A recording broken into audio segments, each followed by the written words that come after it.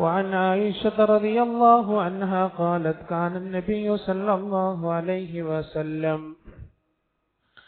إذا عصفت الريح قال اللهم إني أسألك خيرها وخير ما فيها وخير ما أرسلت به ونعوذ بك من شرها وشر ما فيها وشر ما أرسلت به إلى آخر الحديث أو كما قال رسول الله صلى الله عليه وسلم رب اشرح لي صدري ويسر لي أمري واحلل عقدة من لساني يفقه قولي رب اشرح لي صدري ويسر لي أمري واحلل عقدة من لساني يفقه قولي رب اشرح لي صدري ويسر لي أمري واحلل عقدة من لساني يفقه قولي.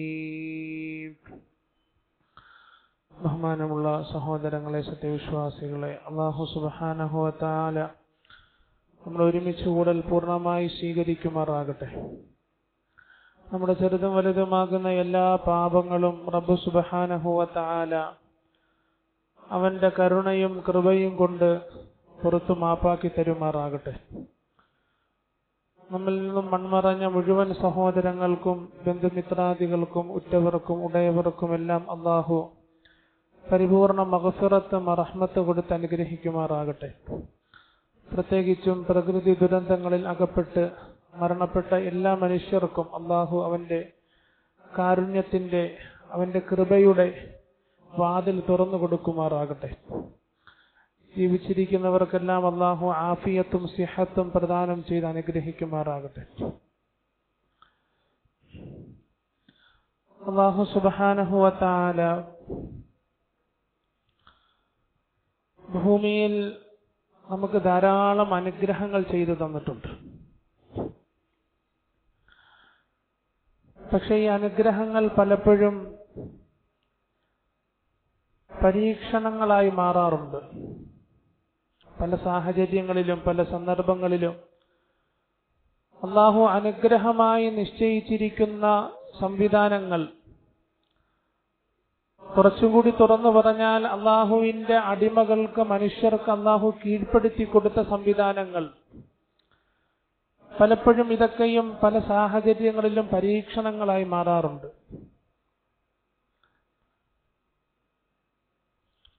പണ്ഡിതന്മാർ അല്ലാഹുവിന്റെ അനുഗ്രഹങ്ങൾ പരീക്ഷണങ്ങളായി മാറുന്നതിന് ചില കാരണങ്ങൾ പറയുന്നുണ്ട്. അതിൽ പ്രധാനപ്പെട്ട ഒരു കാരണം രേഖപ്പെടുത്തുന്നത് അല്ലാഹു അവന്റെ അടിമകളെ ചില ഉത്തരവാദിത്തങ്ങൾ ഏൽപ്പിച്ചിട്ടുണ്ട്. അല്ലാഹു ഏൽപ്പിച്ചിട്ടുള്ള ഉത്തരവാദിത്തങ്ങളിൽ ഭംഗം വരുമ്പോൾ, അതിൽ വീഴ്ച വരുത്തുമ്പോൾ അല്ലാഹുവിന്റെ അനുഗ്രഹങ്ങൾ പരീക്ഷണങ്ങളായി മാറും എന്ന് പണ്ഡിതന്മാർ രേഖപ്പെടുത്തുകയാണ്. അല്ലാഹു കാത്തുരക്ഷിക്കുമാറാകട്ടെ. നമുക്കറിയാം, ഭൂമി അല്ലാഹുവിന്റെ വലിയ അനുഗ്രഹമാണ്.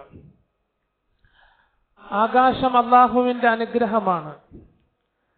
കടലും പർവ്വതങ്ങളും മഴയും കാറ്റും ഇതെല്ലാം അല്ലാഹുവിന്റെ വലിയ വലിയ അനുഗ്രഹങ്ങളാണ്. വിശുദ്ധ ഖുർആനിൽ അല്ലാഹു അക്കമിട്ട് പറയുന്നുണ്ട്, സമൃദ്ധമായ മഴ റബ്ബ് പെയ്യിപ്പിക്കുന്നു, മനുഷ്യർക്ക് വേണ്ടുന്ന രുചികരമായ മത്സ്യങ്ങൾ കടലിൽ നിന്ന് അല്ലാഹു നൽകുന്നു. ഈ രീതിയിൽ പടച്ചവന്റെ നിരവധി സംവിധാനങ്ങൾ മനുഷ്യർക്ക് വേണ്ടി അല്ലാഹു ഭൂമിയിൽ സജ്ജീകരിച്ചിട്ടുണ്ട്. പലപ്പോഴും ഈ അനുഗ്രഹങ്ങളൊക്കെ പരീക്ഷണങ്ങളായി മാറുന്നു.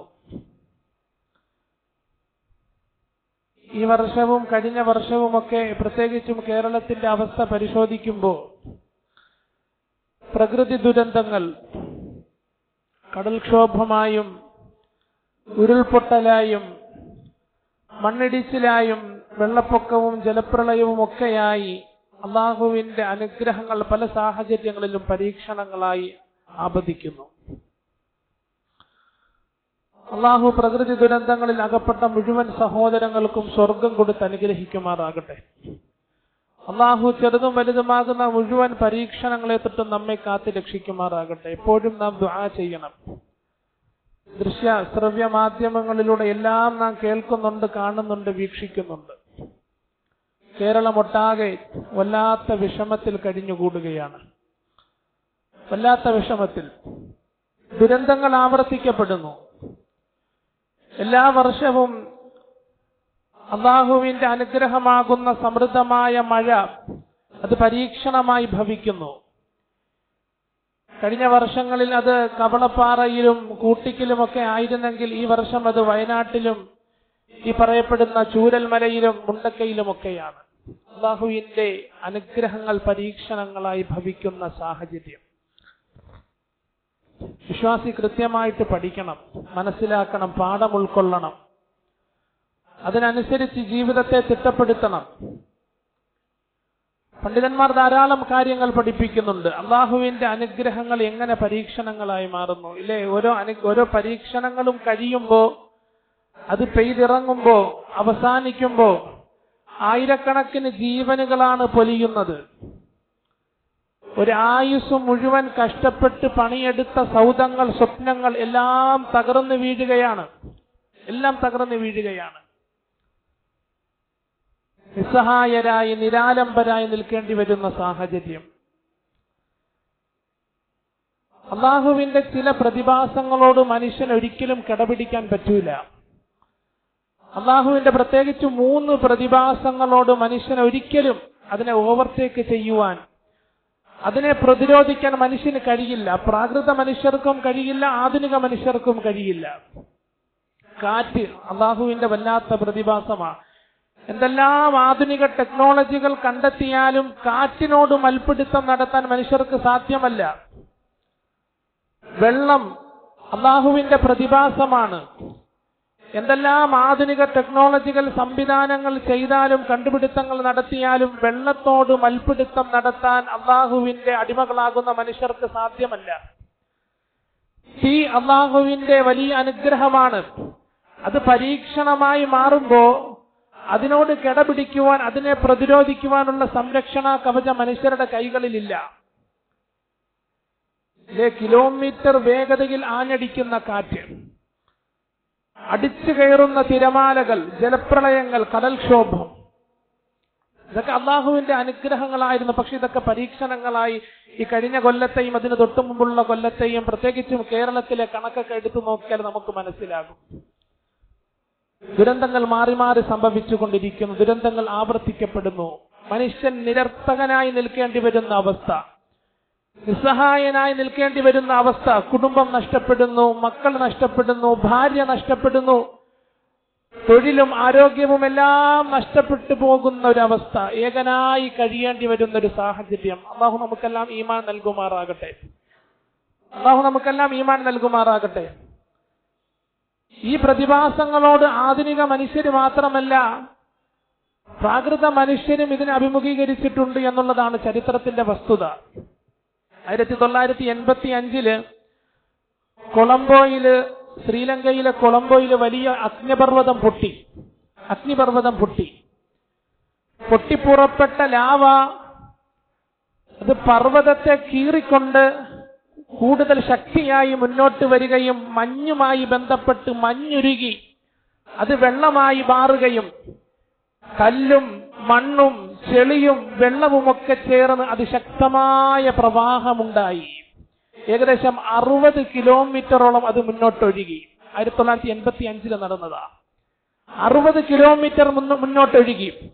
60 കിലോമീറ്റർ താണ്ടി ആർമറോ എന്ന് പറഞ്ഞൊരു പട്ടണത്തിലെത്തിയപ്പോൾ ജീവൻ പൊലിഞ്ഞത് 25,000 ആളുകൾക്കാണ്. 25,000. മുസ്ലിമുമുണ്ട്, അമുസ്ലിമുണ്ട്, എല്ലാ മതക്കാരും ജാതിക്കാരുമുണ്ട്.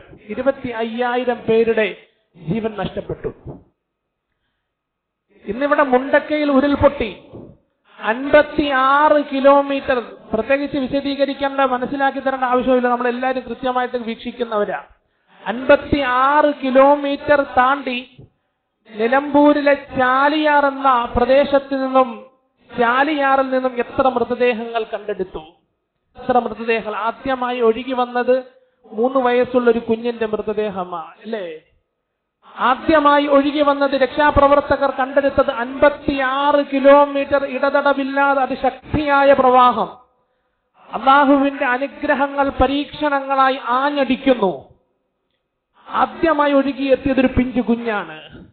പിന്നെ ചേതനയറ്റ ശരീരം, ചിന്നിച്ചിതറിയ അവയവങ്ങളുമായിട്ട് രക്ഷാപ്രവർത്തകർക്ക് ഒരുപാട് ജഡശരീരങ്ങൾ കിട്ടുകയുണ്ടായി. അള്ളാഹു എല്ലാവരെയും കാത്തു രക്ഷിക്കുമാറാകട്ടെ. പടച്ചവന്റെ പരീക്ഷണങ്ങളോട് കിടപിടിക്കാൻ നമുക്ക് സാധ്യമല്ല അല്ലേ? എത്ര ആളുകൾക്ക് ജീവൻ നഷ്ടപ്പെട്ടു, എത്ര ആളുകൾക്ക് താമസയോഗ്യമായ സ്ഥലങ്ങൾ നഷ്ടപ്പെട്ടു, കൃഷി ചെയ്തിരുന്ന കൃഷിയിടങ്ങൾ നഷ്ടപ്പെട്ടു, കൃഷി ചെയ്യാൻ സ്ഥലമില്ല, സ്ഥലമുണ്ടെങ്കിൽ പോലും ആരോഗ്യമില്ല, വർഷങ്ങളായി വളർത്തി വന്നിരുന്ന പശുക്കൾ നഷ്ടപ്പെട്ടു, വർഷങ്ങളായി വളർത്തി വന്നിരുന്ന ആടുകൾ നഷ്ടപ്പെട്ടു, കച്ചവടം ചെയ്തുകൊണ്ടിരുന്ന കടകൾ നഷ്ടപ്പെട്ടു പോയി എന്ന് മാത്രമല്ല, ആശ്വസിപ്പിക്കാൻ പോലും ആരുമില്ലാത്ത, ഒരു ആശ്വാസത്തിന്റെ വാചകൻ പറയാൻ പോലും കുടുംബക്കാരില്ലാത്ത ഒരു കുട്ടിയുടെ കഥ പറഞ്ഞു. ഉപ്പ മരണപ്പെട്ടു, ഉമ്മയും മരണപ്പെട്ടു, സഹോദരങ്ങളെല്ലാം മരണപ്പെട്ടു, ഏകാന്തനായി ദുനിയാവിൽ കഴിഞ്ഞുകൂടേണ്ടുന്നൊരവസ്ഥ. അല്ലാഹു എല്ലാവരെയും കാത്തുരക്ഷിക്കുമാറാകട്ടെ, എല്ലാവരെയും കാത്തുരക്ഷിക്കുമാറാകട്ടെ. നമ്മുടെ ഹൃദയം പിടയ്ക്കണം, നമ്മുടെ ഹൃദയം പിടയ്ക്കണം. കരഞ്ഞുകൊണ്ട് റബ്ബിനോട് ചോദിക്കണം, അല്ലാഹുവേ നിന്റെ പരീക്ഷണങ്ങൾ താങ്ങാനുള്ള കെൽപ്പ് ഞങ്ങൾക്കില്ല അല്ലാ. നമ്മൾ മനസ്സിലാക്കിയിരിക്കുന്നത് അല്ലാഹുവിന്റെ പരീക്ഷണങ്ങൾ ഇറങ്ങുന്നതിന് ഈ പറയപ്പെട്ട പാറ വേണം, മല വേണം എന്നൊന്നും ഇതിന്റെ ഒന്നും ആവശ്യമില്ല. അല്ലാഹുവിന്റെ ഈ അടുത്ത കഴിഞ്ഞ പ്രളയത്തിൽ പന്തളം എന്ന പ്രദേശത്ത് അതിതീവ്രമായ തീക്ഷ്ണമായ വെള്ളപ്പൊക്കമായിരുന്നു. ആരും ചിന്തിച്ചിട്ട് പോലുമില്ല. 85 എന്തോ നടന്ന ഒരു വെള്ളപ്പൊക്കം പിന്നീട് കഴിഞ്ഞ വർഷങ്ങളിൽ ഉണ്ടായി.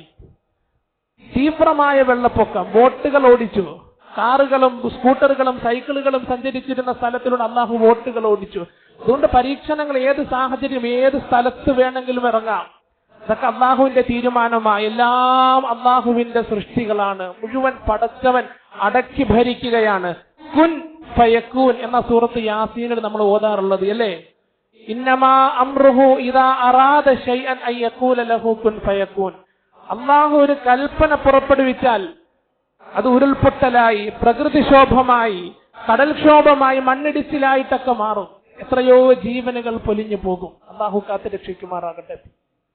പണ്ഡിതന്മാർ സൂചിപ്പിക്കുന്നത് ഈ പറയപ്പെടുന്ന അള്ളാഹുവിന്റെ സൃഷ്ടിയാകുന്ന പ്രകൃതിയുടെ പ്രതിഭാസങ്ങൾ മനുഷ്യർക്ക് എതിരെ പരീക്ഷണമായി ഭവിക്കുന്നതിന് ചില കാരണങ്ങളുണ്ട്. ഒരുപാട് കാരണങ്ങൾ പറയുന്നുണ്ട്. അതിൽ പ്രധാനപ്പെട്ട ഒരു കാരണം കുറിക്കുന്നത് മനുഷ്യനെ അള്ളാഹു ചില ഉത്തരവാദിത്തങ്ങൾ ഏൽപ്പിച്ചിട്ടുണ്ട്. ഇതിന്റെ ദീനിയായ വശം നാം മനസ്സിലാക്കണം. കാരണം പരീക്ഷണത്തിൽ നിന്നും മുക്തി കൈവരിക്കുക എന്നുള്ളത് വിശ്വാസിയെ സംബന്ധിച്ചിടത്തോളം എന്നല്ല മുഴുവൻ മനുഷ്യനെ സംബന്ധിച്ചിടത്തോളം അത്യന്താപേക്ഷിതമാണ്. മനുഷ്യരെ അള്ളാഹു ചില ഉത്തരവാദിത്തങ്ങൾ ഏൽപ്പിച്ചിട്ടുണ്ട്. ഈ ഉത്തരവാദിത്തങ്ങളിൽ വീഴ്ച വരുത്തുമ്പോഴാണ് അള്ളാഹുവിന്റെ അനുഗ്രഹങ്ങൾ അത് പരീക്ഷണങ്ങളായി മാറുന്നത് എന്ന് പണ്ഡിതന്മാർ സൂചിപ്പിക്കുക.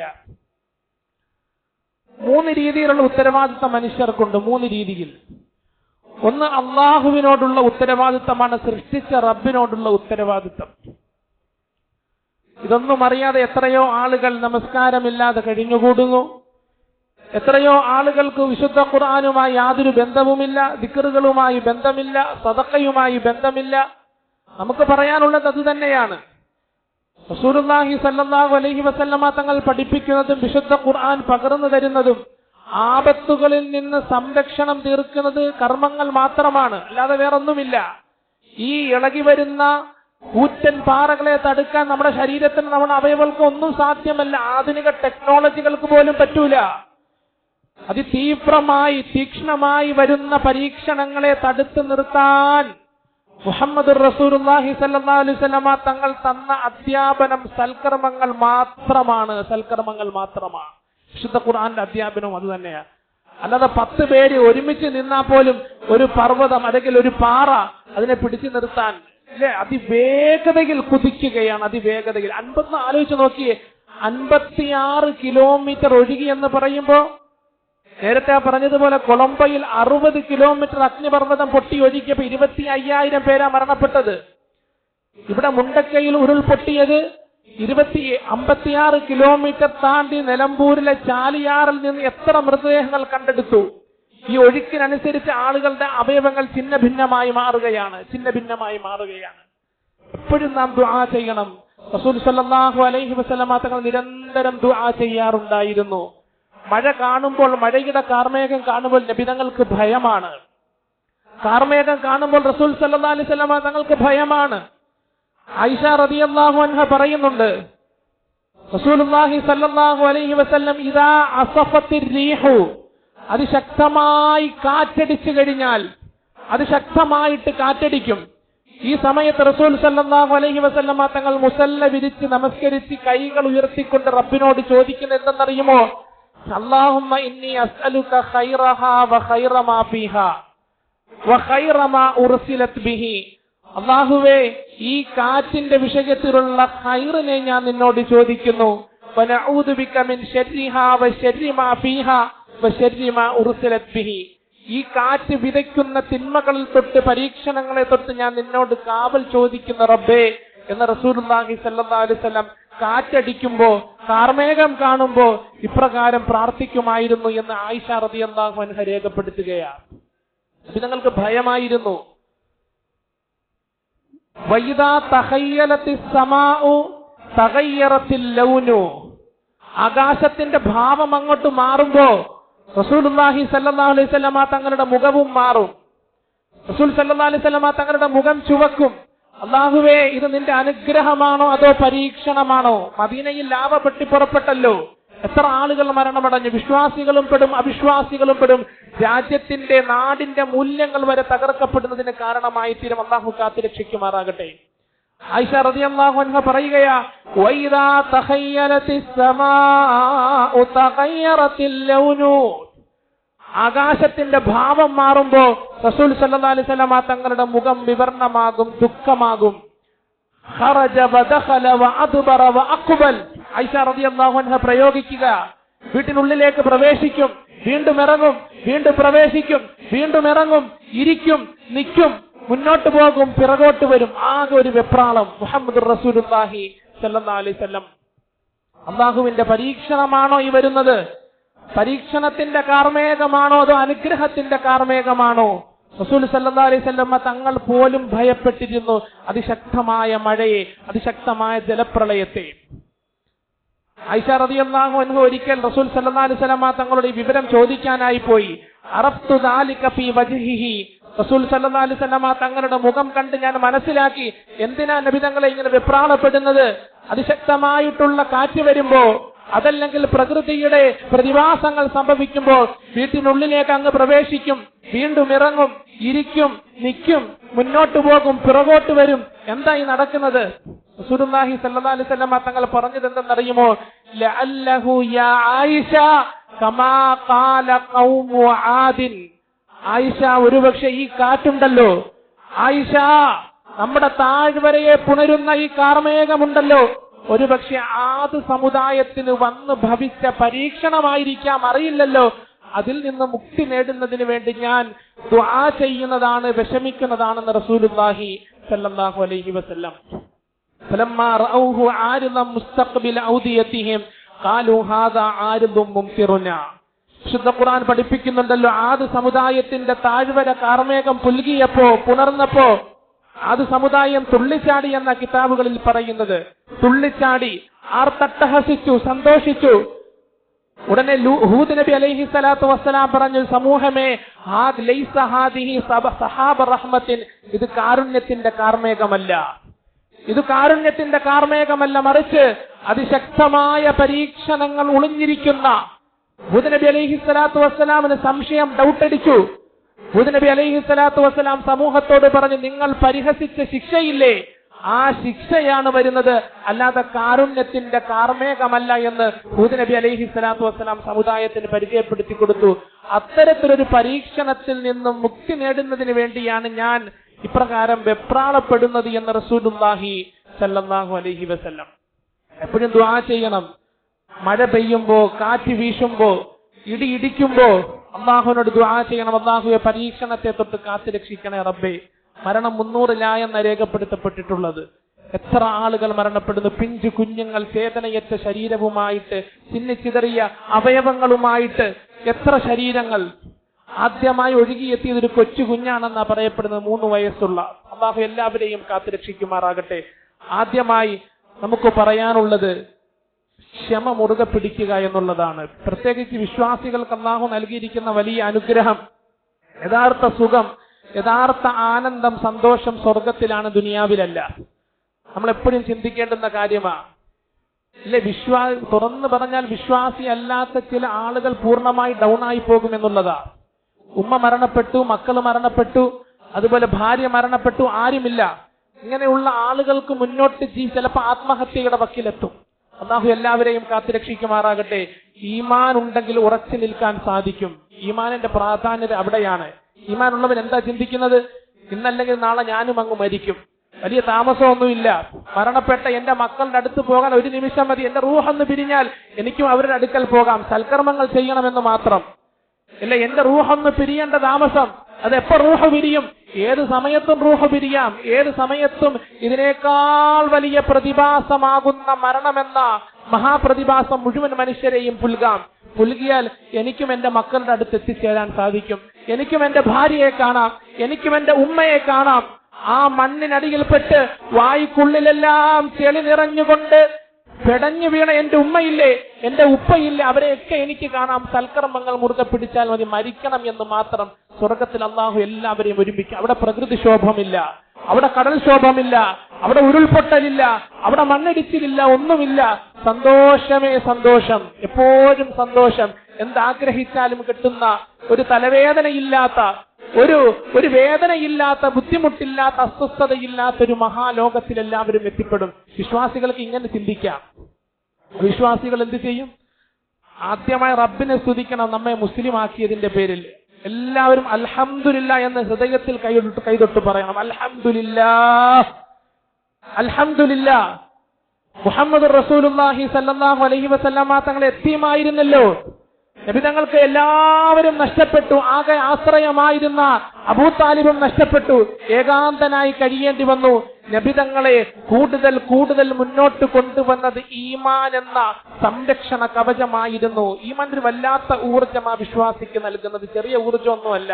ആഖിറത്തെക്കുറിച്ചുള്ള ചിന്ത, ആഖിറത്തെക്കുറിച്ചുള്ള ചിന്ത, ഖബറെന്ന സ്വപ്നം, അതിലുപരി സ്വർഗമെന്ന സ്വപ്നം, അവിടെയുള്ള തുല്യതയില്ലാത്ത സന്തോഷം, ഇടതടവില്ലാത്ത ആനന്ദം, ഇതൊക്കെ വിശ്വാസിക്ക് കൂടുതൽ ജീവിതത്തെ പുരോഗമനത്തിലേക്ക് കൊണ്ടുവരുന്നതിന് വേണ്ടി സാധിക്കും. അല്ലാഹു മുസ്ലിമാക്കിയതിന്റെ പേരിൽ റബ്ബിനെ എപ്പോഴും നാം ശുക്ർ ചെയ്യണം. അഷ്ഹദു അല്ലാ ഇലാഹ ഇല്ലല്ലാഹ് വഅഷ്ഹദു അന്ന മുഹമ്മദൻ അബ്ദുഹു വറസൂലുഹു. രണ്ടാമത്തെ കാര്യം നല്ല നിലയിൽ ക്ഷമിക്കുക എന്നുള്ളതാ. റസൂലുള്ളാഹി സ്വല്ലല്ലാഹു അലൈഹി വസല്ലമ തങ്ങൾ പഠിപ്പിച്ചത്, മാലി അബ്ദിൽ മുഅ്മിനി ഇൻദി ജസാഉൻ ഇദാ ഖബൽതു സഫിയഹു സുമ്മ ഇഹ്തസബഹു ഇലൽ ജന്ന. ഒരു വ്യക്തി ജീവിച്ചിരിക്കെ ആ വ്യക്തിയുടെ പിതാവ് അങ്ങ് മരണപ്പെട്ടുപോയി, അതല്ലെങ്കിൽ ആ വ്യക്തിയുടെ മകനോ മകളോ മരണപ്പെട്ടു, ഭാര്യയോ മരണപ്പെട്ടു, നബി തങ്ങൾ കൂടുതൽ വിശദീകരിക്കാനൊന്നും നിന്നില്ല. സുമ്മ ഇഹ്തസബഹു, ആരെങ്കിലും അതിന്റെ പേരിൽ പ്രതിഫലം ആഗ്രഹിച്ചിട്ടുണ്ടെങ്കിൽ അവന് സ്വർഗം മാത്രമാണ് പ്രതിഫലം എന്ന് റസൂലുള്ളാഹി സ്വല്ലല്ലാഹു അലൈഹി വസല്ലം. വേറെ കൂടുതലൊന്നും വിശദീകരിക്കാൻ നബി തങ്ങൾ നിന്നില്ല. ആരുടെയെങ്കിലും ഒരു ജീവിത പങ്കാളിയെ, ഭർത്താവ് മരണപ്പെട്ടു പോകുന്ന ഭാര്യ മരണപ്പെട്ടു പോകുന്ന ഭർത്താവ്, ഉപ്പ മരണപ്പെട്ടു പോകുന്ന മക്കൾ, ആൺമക്കൾ, പെൺമക്കൾ, ഇവരെല്ലാം ക്ഷമിച്ചിട്ടുണ്ടെങ്കിൽ അവരുടെ പ്രതിഫലം റസൂൽ പഠിപ്പിച്ചത് ദഖലൽ ജന്ന, അവർ സ്വർഗത്തിൽ പ്രവേശിച്ചിരിക്കും. അതിൽ യാതൊരു സംശയവുമില്ല എന്ന് റസൂലുള്ളാഹി സ്വല്ലല്ലാഹു അലൈഹി വസല്ലം. വിശ്വാസികൾക്ക് അല്ലാഹു നൽകുന്ന ഓഫറാണ്. അല്ലാഹു അവിശ്വാസികൾക്കും കൃപ ചൊരിഞ്ഞു കൊടുക്കുമാറാകട്ടെ. മുസ്ലിം സഹോദരങ്ങൾക്കും അള്ളാഹുവിന്റെ പ്രത്യേക കാരുണ്യത്തിൽ അള്ളാഹു പ്രവേശിപ്പിക്കുമാറാകട്ടെ. അപ്പൊ അള്ളാഹുവിനോടുള്ള കടമ നാം നിറവേറ്റണം. അതിൽ ഭംഗം വരുത്തുമ്പോഴാണ്, അതിൽ വീഴ്ച വരുത്തുമ്പോഴാണ് അനുഗ്രഹം പരീക്ഷണമായി മാറുന്നത്. അനുഗ്രഹം പരീക്ഷണമായി മാറും. രണ്ടാമത്തെ കാര്യം നമുക്ക് പറയാനുള്ളത്, സ്വന്തത്തോടുള്ള കടമകൾ പൂർത്തിയാക്കണം. സ്വന്തത്തോടുള്ള കടമകൾ. പാപങ്ങൾ അധികരിക്കുമ്പോൾ പരീക്ഷണങ്ങൾ ഇറങ്ങും. പാപങ്ങൾ അധികരിക്കുമ്പോൾ പരീക്ഷണങ്ങൾ ഇറങ്ങും. പ്രത്യേകിച്ച് പലിശയുമായി ബന്ധപ്പെടുന്ന പാപങ്ങൾ അധികരിക്കുമ്പോൾ റസൂൽ പഠിപ്പിച്ചത്, അള്ളാഹുവിന്റെ കോപം കത്തിജ്വലിക്കുന്ന ചില സാഹചര്യങ്ങളുണ്ട്. ചില സാഹചര്യങ്ങളിൽ അള്ളാഹുവിന്റെ കോപം ഇങ്ങനെ കത്തിജ്വലിക്കും. അതിശക്തമായ കോപം. എപ്പോഴാണെന്നറിയുമോ? പലിശയുമായി ബന്ധപ്പെടുമ്പോഴാ, മദ്യവുമായി ബന്ധപ്പെടുമ്പോഴാ, ലഹരിക്ക് അടിമപ്പെടുമ്പോഴാ. ഒന്ന് കേരളത്തിന്റെ അവസ്ഥ ഒന്ന് ചിന്തിച്ചു നോക്കി. കഴിഞ്ഞ ആഴ്ച നമ്മൾ പറഞ്ഞിരുന്നല്ലോ, പരസ്യമായി പാപങ്ങൾ, ചെറുപ്പക്കാരെന്നല്ല, വലിയവരെന്നല്ല, ചെറിയവരെന്നല്ല, ലഹരിക്കടിമപ്പെട്ടുകൊണ്ടുള്ള ജീവിതം, ലഹരിക്കടിമപ്പെട്ടുകൊണ്ടുള്ള ജീവിതം, മദ്യവും മയക്കുമരുന്നും പെണ്ണും കള്ളും എല്ലാം അതിനടിമപ്പെട്ടു പോയി മനുഷ്യർ.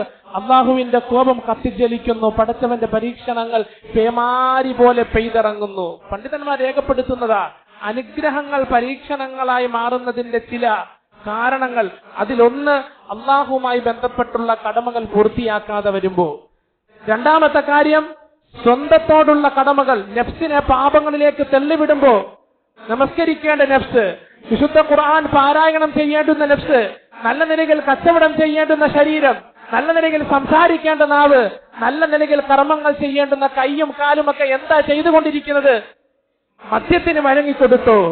അതുപോലെ ലഹരിക്ക് വേണ്ടി വഴങ്ങിക്കൊടുത്തോ? മുഴുവൻ ചെറുതും വലുതുമാകുന്ന പാപങ്ങൾക്ക് വേണ്ടി വഴങ്ങിക്കൊടുത്തോ? റബ്ബ് പൊറുക്കൂല. റബ്ബിന് അടിമകളെ വലിയ ഇഷ്ടമാണ്. അവരെങ്ങാണം പാപത്തിൽ കൂടുതലായി അകപ്പെട്ടാൽ ഒരു പരിധി വരെ പടച്ചവൻ ക്ഷമിക്കും.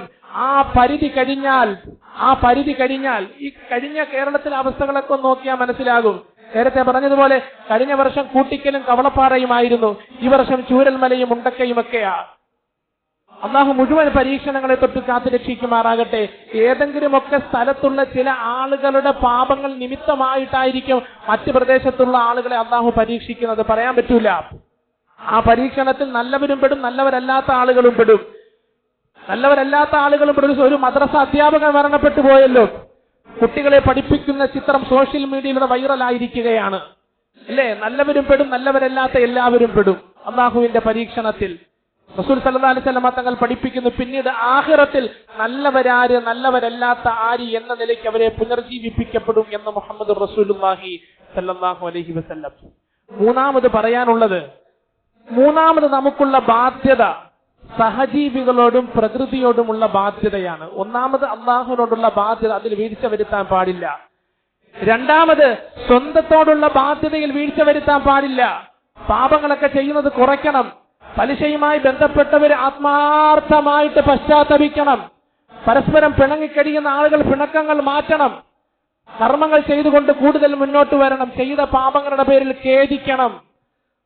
ചെയ്ത പാപങ്ങളുടെ ആ സാഹചര്യങ്ങൾ ജീവിതത്തിൽ നിന്ന് പിഴുതു മാറ്റണം. അല്ലാ യഅസിമ ഇലൈഹ അബദ, മേലാൽ ആ പാപത്തിൽ ഏർപ്പെടില്ല എന്ന് റബ്ബിന്റെ മുന്നിൽ തുറന്ന് സമ്മതിക്കണം. എന്നാൽ അള്ളാഹു പരീക്ഷണങ്ങൾ മാറ്റിത്തരികയുള്ളൂ, പരീക്ഷണങ്ങൾ പിൻവലിക്കുകയുള്ളൂ. അള്ളാഹു കാത്തുരക്ഷിക്കുമാറാകട്ടെ. മൂന്നാമത് നമുക്കുള്ള ബാധ്യത സഹജീവികളോടും പ്രകൃതിയോടുമുള്ള ബാധ്യതയാ.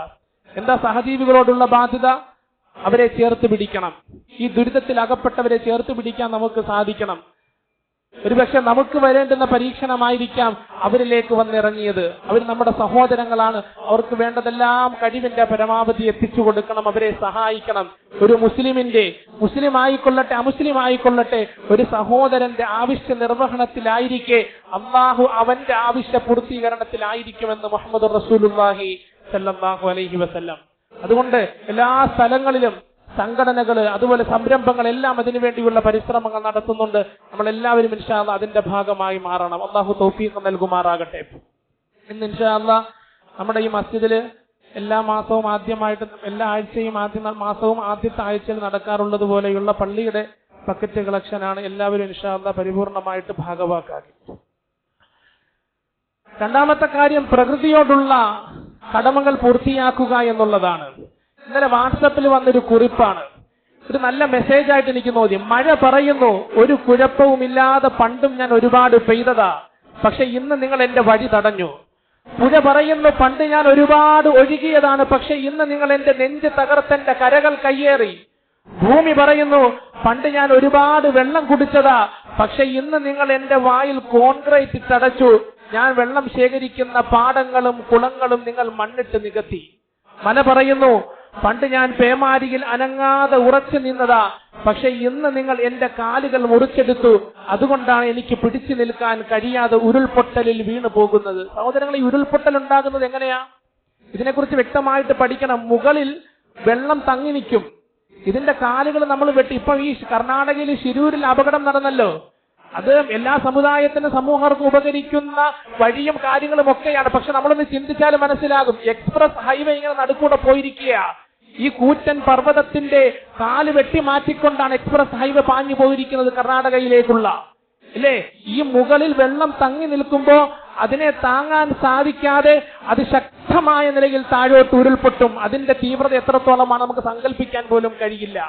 അതാണ് പർവ്വതം പറയുന്നത്. വിശുദ്ധ ഖുർആൻ പഠിപ്പിക്കുന്നുണ്ടല്ലോ, അലം നജ്അലിൽ അർള മിഹാദൻ വൽ ജിബാല ഔതാദ.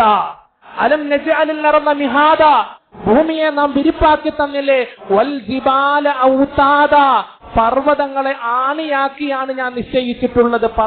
പർവ്വതങ്ങൾ ഭൂമിയുടെ ആണികളാണ്.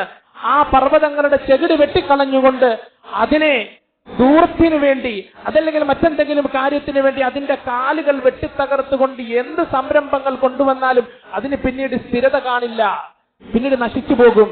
അതല്ലെങ്കിൽ ഈ രീതിയിലുള്ള ഉരുൾപൊട്ടലായിട്ട് സംഭവിക്കും. അല്ലാഹു എല്ലാവരെയും കാത്തുരക്ഷിക്കുമാറാകട്ടെ. പ്രത്യേകിച്ച് നമ്മളൊരു കാര്യം മനസ്സിലാക്കേണ്ടുന്നത്, നമ്മൾ പ്രകൃതിയുടെ ഉടമകളല്ല, പ്രകൃതിയുടെ കാവൽക്കാരാണ്. നാം എഴുതി വെക്കേണ്ടുന്ന ഒരു സംഗതിയാ. പ്രകൃതിയുടെ ഉടമകളല്ല, പ്രകൃതിയുടെ ഉടമ റബ്ബാണ്.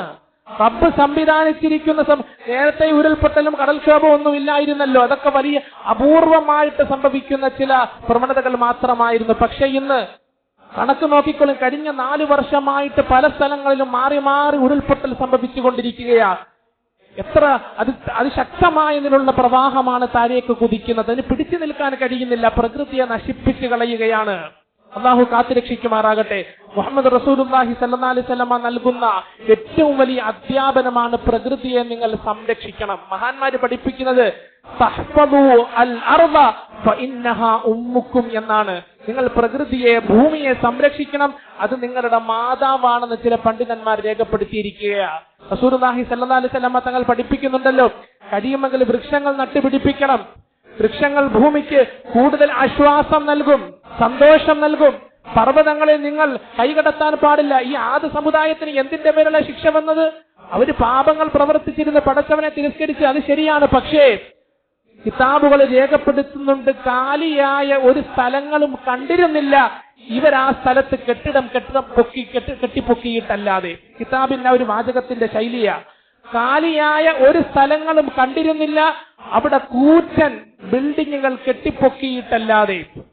എല്ലാ സ്ഥലങ്ങളിലും കെട്ടിടങ്ങൾ കെട്ടിപ്പൊക്കും, വയലുകൾ നശിപ്പിക്കും, കാടുകൾ തകർക്കും, അല്ലേ? വലിയ വലിയ ബിൽഡിങ്ങുകൾക്ക് വേണ്ടി, എക്സ്പ്രസ് ഹൈവേകൾക്ക് വേണ്ടി പർവ്വതങ്ങളെ അരിഞ്ഞെടുക്കും. പിന്നീട് അതിന് സ്ഥിരതയില്ല, ശക്തിയില്ല. മുകളിൽ വെള്ളം കെട്ടി നിൽക്കുന്നു, താങ്ങാൻ കഴിയാതെ ഇടിഞ്ഞു വീഴുകയാണ്. അതുകൊണ്ട് നാം മനസ്സിലാക്കണം, നമ്മൾ ആരും പ്രകൃതിയുടെ ഉടമകളല്ല, പ്രകൃതിയുടെ കാവൽക്കാരാണ്. അതാ ഖുർആൻ പഠിപ്പിച്ചത്, ലഹറൽ ഫസാദു ഫിൽ ബർരി വൽ ബഹരി ബിമാ കസബത് ഐദിൻ നാസി. നിങ്ങളുടെ ചെയ്തികൾ കൊണ്ടാണ്, നിങ്ങളുടെ കൈകടത്തലുകൾ കൊണ്ടാണ് ഭൂമിയിൽ നഷ്ടങ്ങളും നാശങ്ങളും സംഭവിച്ചുകൊണ്ടിരിക്കുന്നത് എന്ന് വിശുദ്ധമായ ഖുർആൻ. അല്ലാഹു കാത്തുരക്ഷിക്കുമാറാകട്ടെ. ലഹറൽ ഫസാദു ഫിൽ ബർരി വൽ ബഹരി ബിമാ കസബത് ഐദിൻ നാസ്. ജനങ്ങളുടെ കൈകടത്തലുകൾ കാരണമായിട്ടാണ് കരയിലും കടലിലും അക്രമങ്ങൾ, പ്രകൃതിക്ഷോഭങ്ങൾ, മണ്ണിടിച്ചിൽ, ഉരുൾപൊട്ടൽ, ജലപ്രളയങ്ങൾ സംഭവിച്ചുകൊണ്ടിരിക്കുന്നത് എന്ന് വിശുദ്ധ ഖുർആൻ നൽകുന്ന വലിയ സന്ദേശമാണ്. അല്ലാഹു കാത്തുരക്ഷിക്കുമാറാകട്ടെ. അതുകൊണ്ട് ഈ 3 കടമയാണ് നമുക്കുള്ളത്. ഒന്നാമത് അള്ളാഹുവിനോടുള്ള കടമയാണ്, അതിൽ ഭംഗം വരുത്താൻ പാടില്ല. രണ്ടാമത്തെ കാര്യം സ്വന്തത്തോടുള്ള കടമയാണ്. മുഴുവൻ പാപങ്ങളിൽ നിന്നും സ്വന്തത്തെ സംരക്ഷണം ഏർപ്പെടുത്തണം. എല്ലാ പാപങ്ങളിൽ നിന്നും, മദ്യത്തിൽ നിന്ന്, ലഹരി ഉപയോഗത്തിൽ നിന്ന്, പലിശയിൽ നിന്ന്, എല്ലാ പാപങ്ങളിൽ നിന്ന് വിട്ടൊഴിഞ്ഞ് മാറി നിൽക്കണം, പ്രത്യേകിച്ച് വിശ്വാസികൾ. മൂന്നാമത്തെ കാര്യം സഹജീവികളോടും പ്രകൃതിയോടുമുള്ള കരുണയാണ്. അതിനോടുള്ള കടമകളും നാം പൂർത്തിയാക്കണം.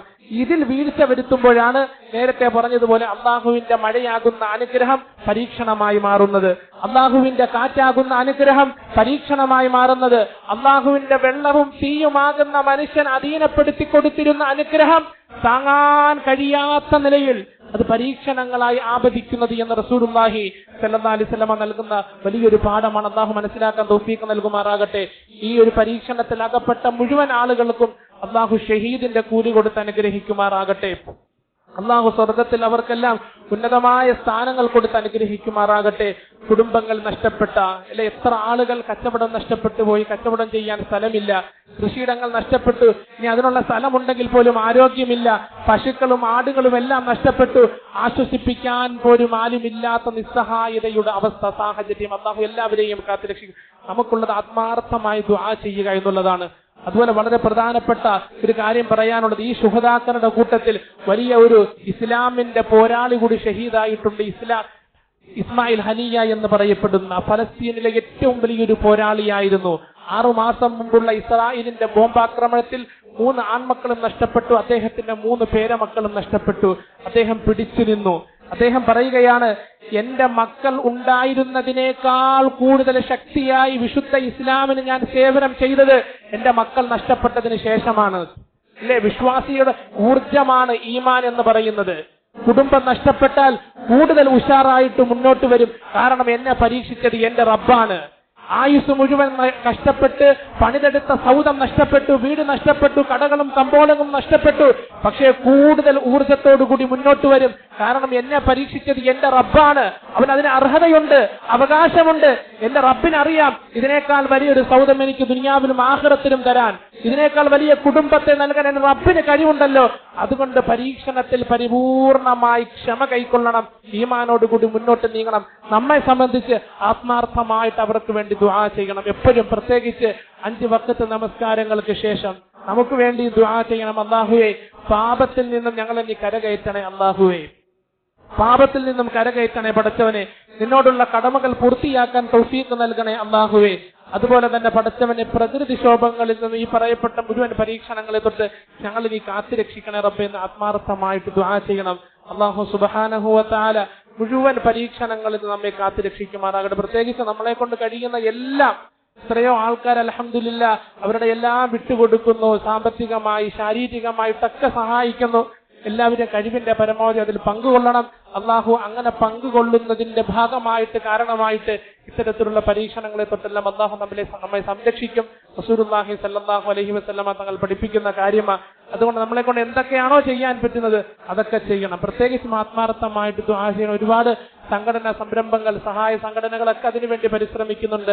അവരുടെ കൂട്ടത്തിൽ ചേർന്ന് നിന്നുകൊണ്ട് നമ്മളെ കഴിയുന്ന 100 രൂപയെങ്കിൽ 100 രൂപ, 50 രൂപയെങ്കിൽ 50 രൂപ, വസ്ത്രമെങ്കിൽ വസ്ത്രം, ഭക്ഷണമെങ്കിൽ ഭക്ഷണം, കഴിവിന്റെ പരമാവധി അവർക്ക് എത്തിച്ചു കൊടുത്തുകൊണ്ട് ഈ സേവനത്തിൽ നമ്മളെല്ലാം പങ്കുകൊള്ളണം. അള്ളാഹു തൗഫീഖ് നൽകുമാറാകട്ടെ. നമ്മിൽ നിന്നും മറഞ്ഞുപോയ മൺമറഞ്ഞ മുഴുവൻ സഹോദരങ്ങൾക്കും ഉറ്റവർക്കും ഉടയവർക്കും അള്ളാഹു പരിപൂർണമായ മഗ്ഫിറത്ത് റഹ്മത്ത് പ്രദാനം ചെയ്യും.